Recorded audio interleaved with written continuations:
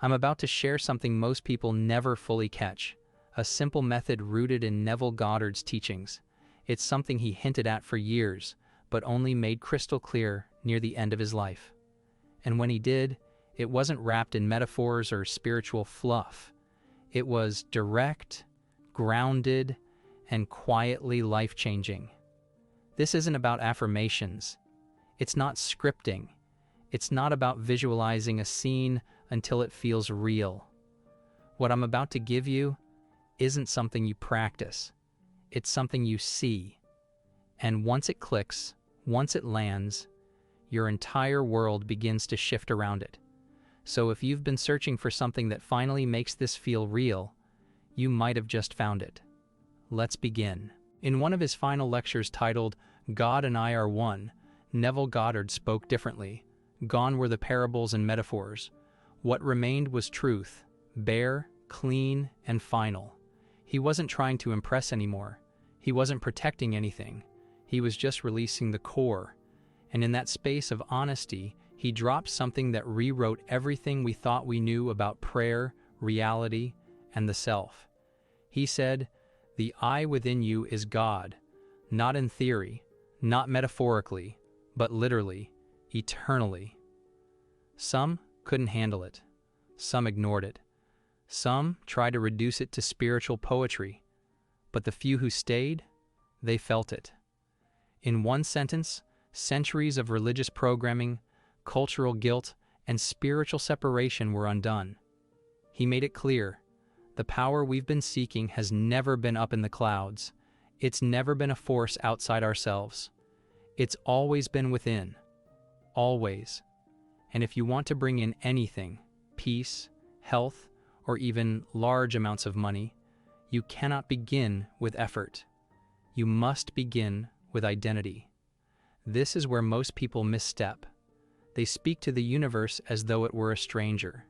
They beg, they hope, they ask, not realizing that their very asking is coming from a place of separation.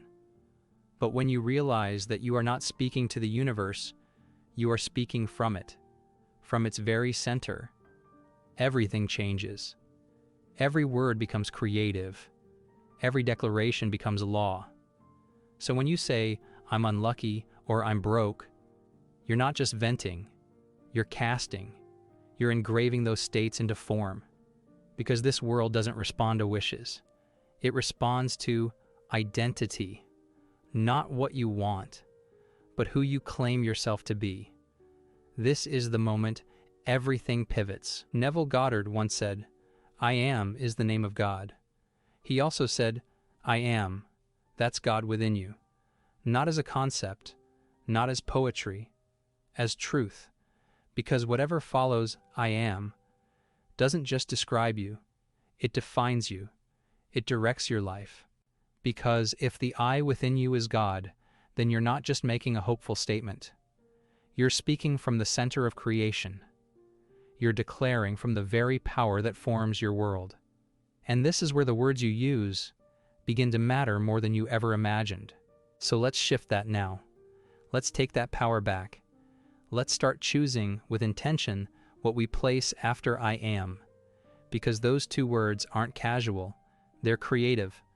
And what follows them follows you. Now say this with me.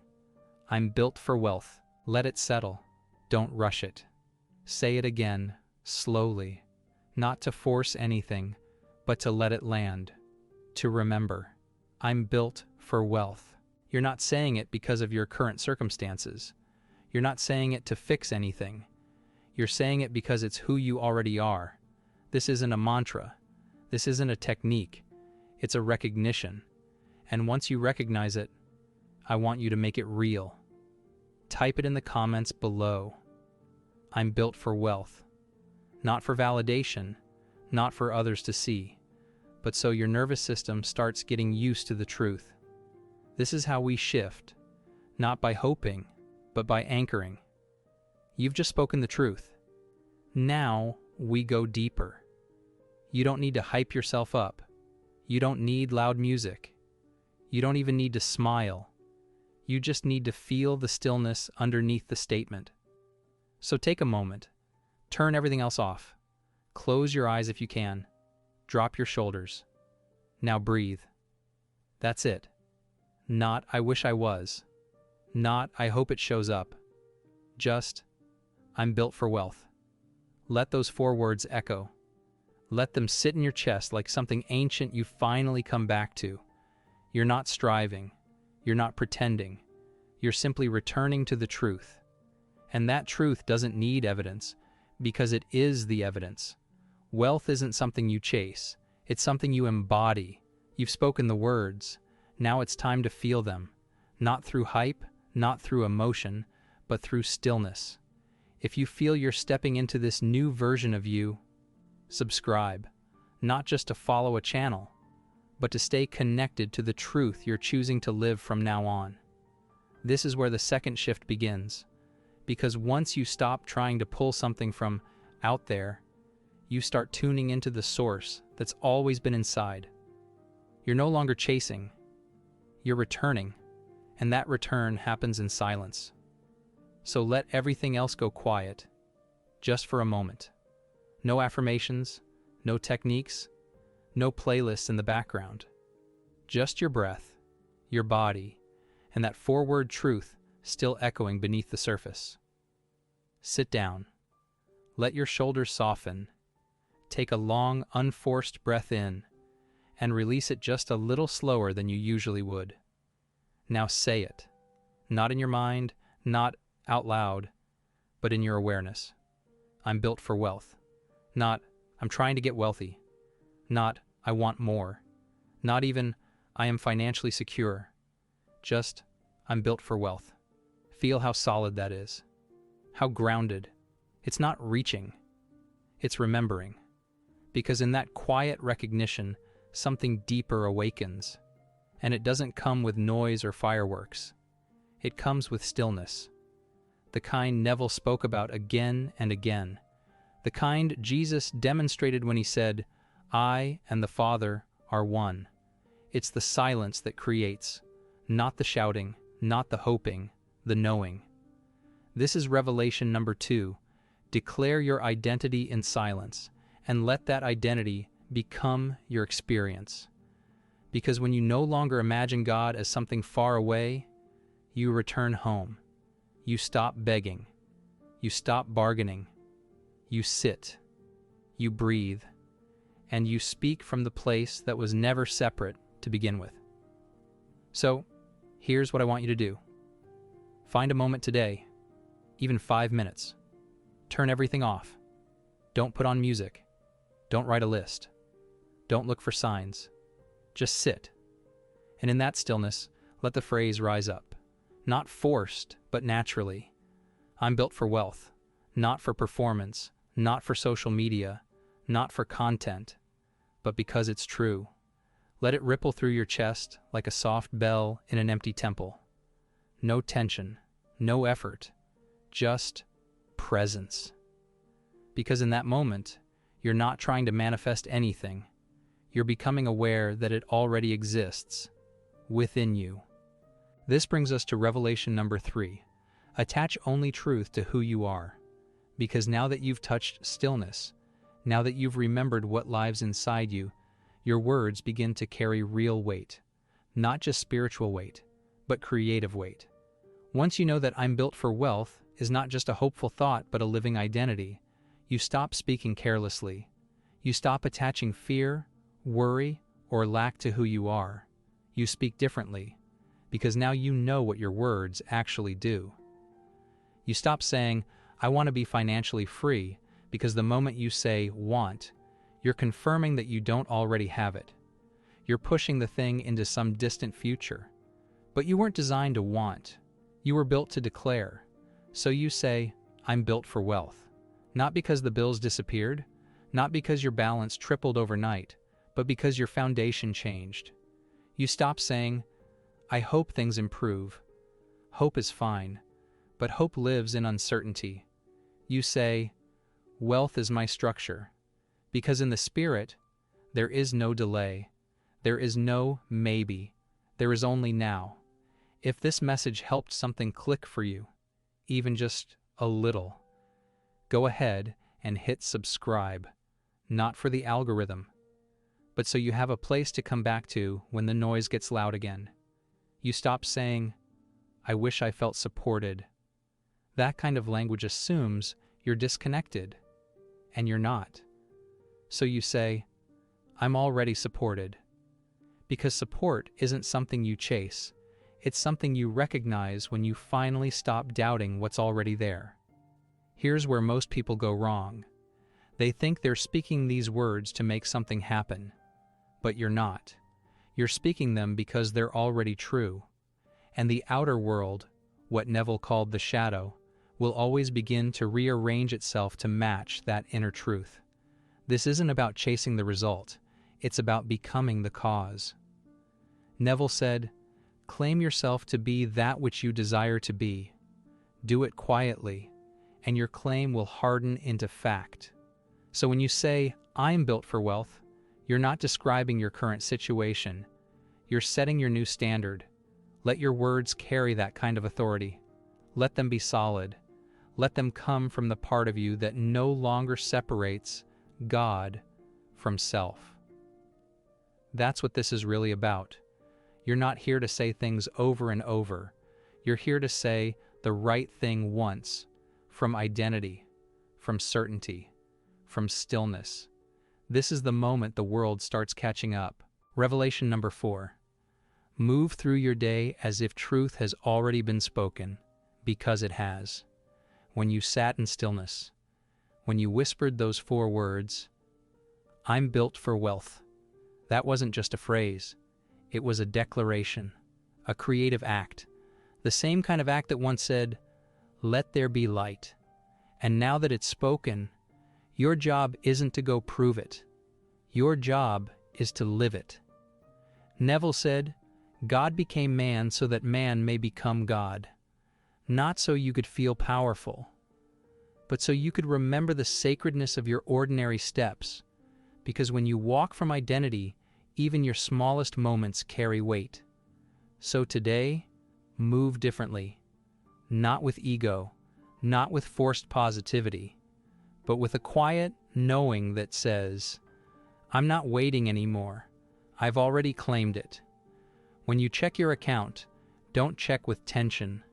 Check with trust. Not because the numbers changed, but because you did. This isn't about pretending. It's not about tricking your brain. It's about walking in what's already true. Neville defined faith as loyalty to the unseen reality. So that's your task today. Not to repeat a phrase 100 times, not to search for a sign, but to be loyal to what you've already declared. That doesn't mean doubt won't show up. It might. Old habits might whisper. You may feel the urge to measure, to check, to wait. But your response is different now. You don't panic. You don't restart. You return, quietly, to those 4 words. "I'm built for wealth." That's who you are now. So when you pay a bill, you do it with calm. When you walk into a room, you carry presence. When someone asks how things are going, you don't fake it. You answer from knowing. You don't look for proof. You are the proof.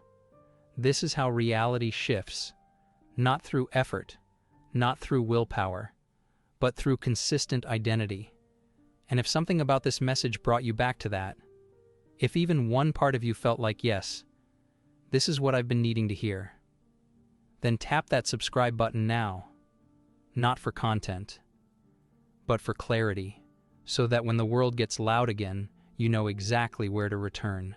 Revelation number 5. Let the world catch up. You've spoken it. You've felt it. You've returned to the truth of who you are. Now, let it unfold. Because here's what no one really tells you. Your new identity becomes real the moment you assume it, not the moment it shows up in your outer world. You might not see the shift today. You may still get the same email. You might still receive the same bill. And your old mind may try to whisper, "See? Nothing's different." But that's not reality. That's the echo of your old self, the one you've already outgrown. Neville called this the bridge of incidents, the natural flow of events that must occur now that the seed has been planted. And your only task? Don't dig it up. Don't chase signs. Don't beg the universe for updates. Don't break your alignment just to check if it's working. Because it is. Your outer world is a mirror, but mirrors reflect with a delay. You change the pose. Then the reflection follows. So let the world take a breath. Let it catch up to who you've now become. Keep doing what you do. Send the email. Pay the bill. Walk down the street.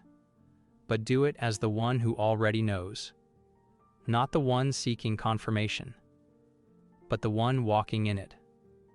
And when little things begin to happen, a refund you weren't expecting, a message, an opportunity, don't say, maybe it's working. Say, of course it is. Because now, you're no longer testing the law. You're living it. Your calm is your power. Your stillness is your signal. And the version of you that knows they're built for wealth doesn't flinch when things take a moment to show up. Because the truth has already landed. The energy is already moving. The reality is already aligning. It just hasn't made itself visible yet. So breathe. Let it come. Not from control, but from faith. Faith isn't loud. It doesn't beg.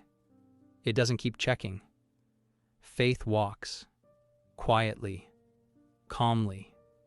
Already sure. And now that you've remembered that, let the world catch up. Let time do what time does. Let form take shape. Let the outer mirror what the inner already knows.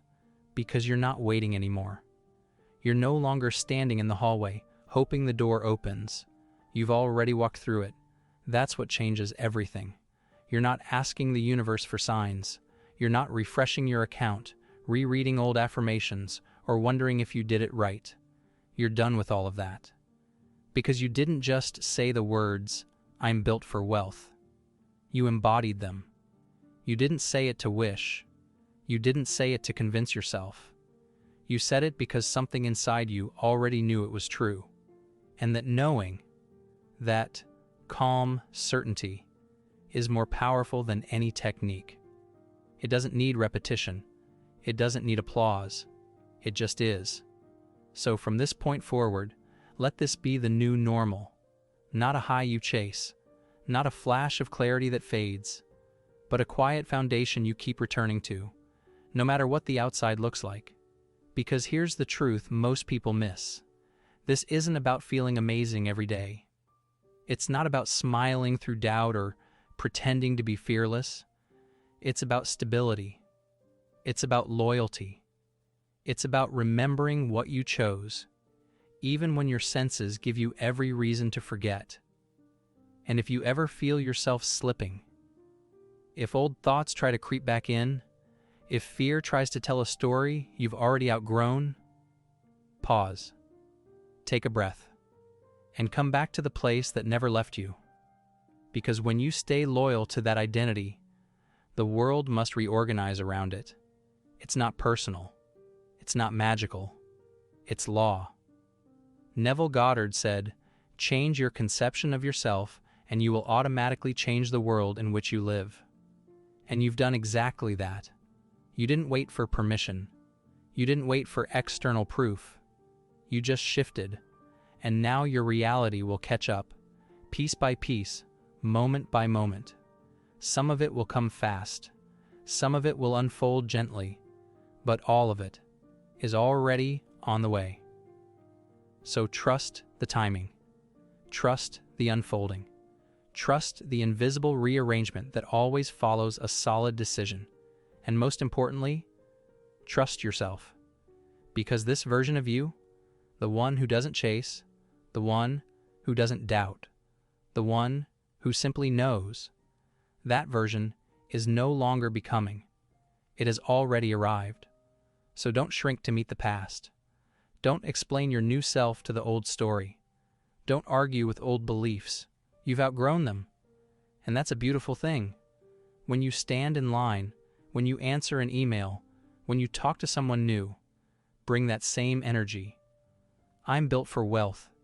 It doesn't need to be shouted. It doesn't need to be seen, but it will be felt.